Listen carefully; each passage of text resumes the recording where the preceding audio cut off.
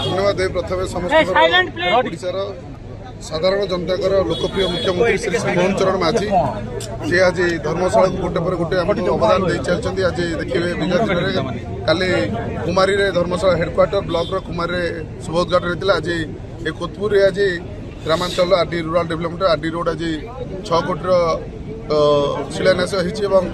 आज भुवन धर्मशाला भुवन रोड आज 6 कोटी 20 लाख आज उद्घाटन होती। तेणु धन्यवाद देवी ओडिशा राज्य सरकार ओडिशार लोकप्रिय मुख्यमंत्री श्री श्री मोहन चरण माझी और अन्य मंत्रिमंडल को एवं धन्यवाद देवी आम समस्त धर्मशाला जनसाधारण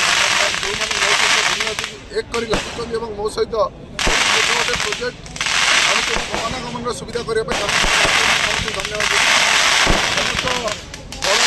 समस्त मीडिया बंधु को धन्यवाद दिनती एक कर जहाँ